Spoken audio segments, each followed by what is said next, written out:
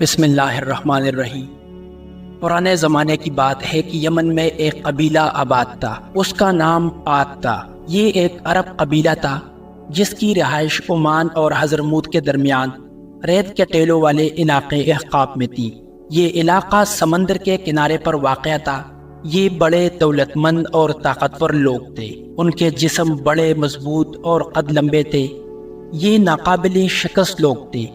ان کے قد اتنے لمبے اور توانا تھے کہ اس قبیلے جیسے لوگ کسی اور علاقے میں نہ تھے۔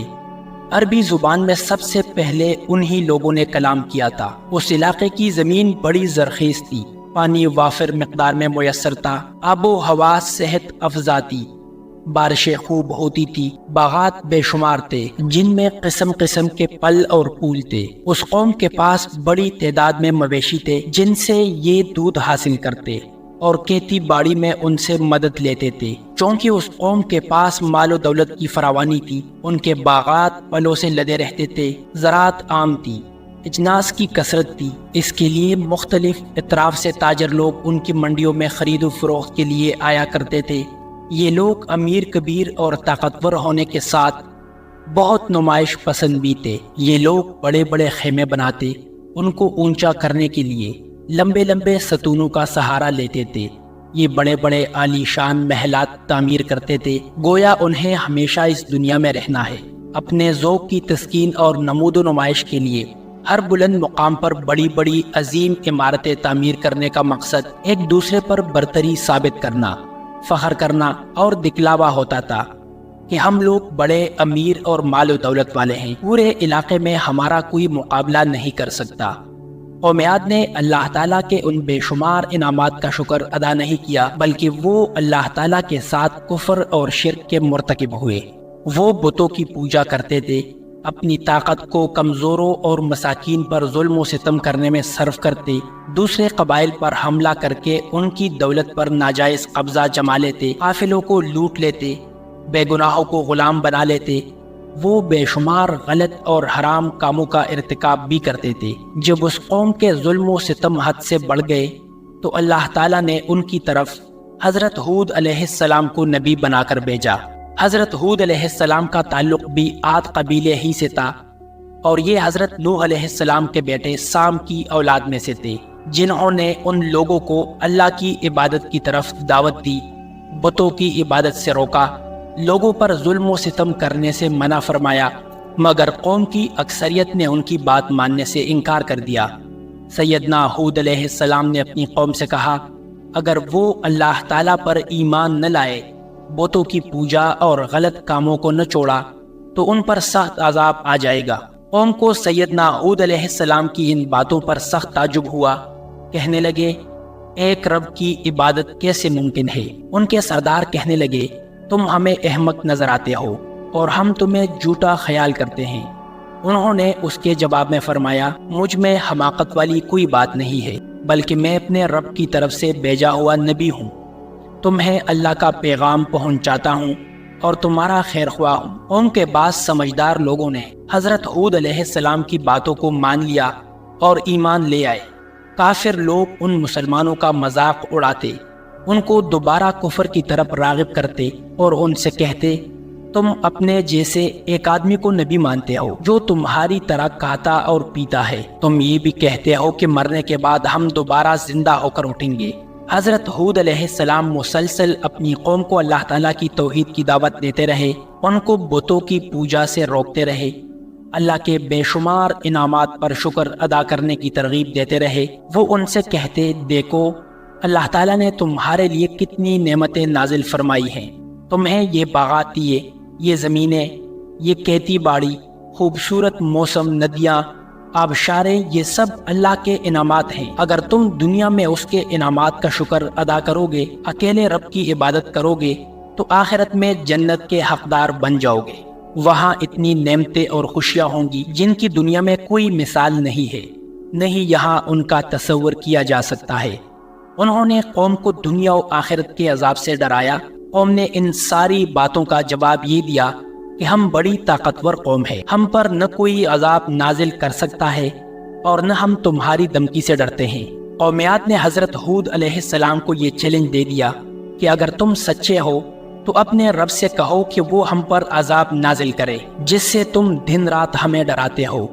جب قومیات اپنے کفر و شرک پر ڈٹ گئی، توحید کو قبول نہ کیا، تو اللہ تعالیٰ نے ان پر عذاب نازل فرمایا۔ آغاز خشک سالی سے ہوا، ایک مدت تک بارش نہ ہوئی، زمین خشک ہو گئی، باغات اور کھیتیاں ویران ہوتی چلی گئی، ان کے کھیت کلیان صحرا میں تبدیل ہونے لگے۔ ان مشکل حالات میں وہ اللہ تعالیٰ کی طرف رجوع کرنے کی بجائے بتوں کے سامنے مناجات کرنے لگے، ان کے سامنے سجدے ریز ہو کر کہنے لگے، ہمارے معبودو، ہم پر بارش نازل کرو۔ چنانچہ خشک سالی اور زیادہ ہو گئی، حتیٰ کہ پانی کے کنویں بھی خشک ہو گئے۔ اب وہ لوگ درختوں کے پتے کھانے پر مجبور ہو گئے، جانوروں کے لیے چارہ ختم ہو گیا تو ان کے تنوں میں دودھ بھی خشک ہو گیا اور وہ کمزور ہو کر مرنے لگے۔ قومیات پر قحط سالی کا یہ عذاب مسلسل 3 سال تک جاری رہا۔ بارش نہ ہونے کی وجہ سے کھیتیاں خشک ہو گئی، ان کے جانور بھی مر گئے، کھیتوں میں کام کرنے کے لیے کوئی مزدور نہ ملتا تھا۔ وہ کھیتیاں اور باغات جن پر وہ فخر اور غرور کرتے تھے، دیکھتے ہی دیکھتے صحرا میں تبدیل ہو گئے۔ خود ان کی اپنی یہ کیفیت تھی کہ ان کے بڑے بڑے جسم جو کبھی بڑے طاقتور تھے، بھوک کی وجہ سے کمزور اور ناتواں ہو گئے۔ پوری قوم اس قحط سالی سے سخت پریشان تھی۔ ایک دن انہوں نے دیکھا کہ آسمان پر کالے بادل چھا رہے ہیں۔ آپ سب جانتے ہیں کہ کالی گھٹا چھا جائیں تو خوب بارش کی امید ہوتی ہے۔ چنانچہ وہ سب بہت خوش ہوئے، ان کا خیال تھا کہ اب خوب بارشیں ہوں گی، ان کی کھیتیاں دوبارہ ہری بھری ہو جائیں گی اور وہ دوبارہ امیر اور طاقتور بن جائیں گے۔ آج کی توقع کے برعکس یہ بادل بارش برسانے والے نہ تھے، یہ تو اللہ تعالیٰ کی طرف سے بھیجا ہوا عذاب تھا جس کا وعدہ حضرت ہود علیہ السلام نے ان سے کیا تھا۔ اچانک تیز و تند آندھی چلنے لگی جو ان کے خیموں کو اکاڑتی چلی گئی، ان کے گھر تباہ و برباد ہو گئے۔ آندھی اس قدر تیز اور خوفناک تھی کہ حیوانات اس میں اڑتے نظر آئے، جب وہ زمین پر گرتے تو اسی وقت مر جاتے۔ بڑے بڑے درخت جڑ سے اکڑ گئے۔ جہاں تک اس قوم کے انسانوں کا تعلق تھا، ان کو ہوا کاغذ کے پرزوں کی طرح اٹھاتی اور زمین پر دے مارتی، ان کے سر تن سے جدا ہو جاتے اور وہ کھجور کے تنوں کی طرح بے جان گر پڑتے۔ قومیات کے لوگ اس عذاب سے بچنے کے لیے بھاگتے ہوئے گھروں سے نکل پڑے۔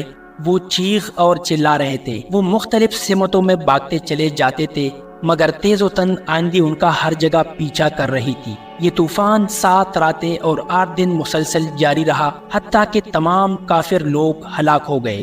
ان کی لاشیں اس طرح بکھری پڑی تھی جس طرح کھجور کے کوکلے تنے ہوں۔ انہیں بعد میں آنے والوں کے لیے نشان عبرت بنا دیا گیا۔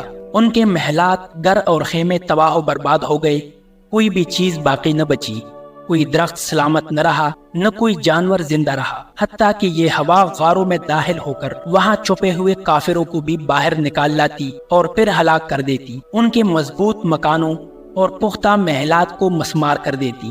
انہیں اپنی قوت اور طاقت پر فخر تھا، وہ کہتے تھے، ہم سے زیادہ طاقتور کون ہے؟ اللہ تعالیٰ نے ان پر ان سے زیادہ طاقتور ہوا مسلط کر دی۔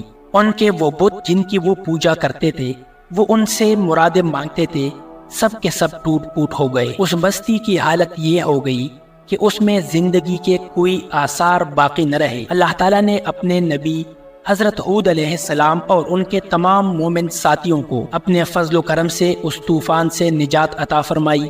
اللہ تعالیٰ کا اپنے نبی کے ساتھ وعدہ تھا کہ مومنوں کو کوئی تکلیف نہ پہنچے گی۔ چنانچہ یہی طوفان جب مومنوں کے پاس سے گزرتا تو ان کے لیے ٹھنڈی ہوا میں تبدیل ہو جاتا، ان کے گھر بھی سلامت رہے اور کسی کا کچھ بھی نقصان نہ ہوا۔ جب تمام کافر لوگ ہلاک و برباد ہو گئے تو آندھی کا طوفان بھی تھم گیا۔ مومن اپنے گھروں سے باہر نکلے تو دیکھا کہ کافروں کے گھر اور باغات تباہ و برباد ہو چکے ہیں۔ ان کی زبانوں پر اللہ تعالیٰ کی حمد و ثنا کے کلمات تھے، وہ اللہ کا شکر ادا کر رہے تھے کہ اس نے ان کو سلامت رکھا ہے۔ مومن لوگ حضرت ہود علیہ السلام کے ساتھ اس علاقے کو چھوڑ کر یمن کے اندرونی حصے میں چلے گئے۔ وہاں انہوں نے اپنے گھر بنائے، کھیتوں کو آباد کیا اور اپنے شفیق و رحیم رب تعالیٰ کی عبادت میں مشغول ہو گئے۔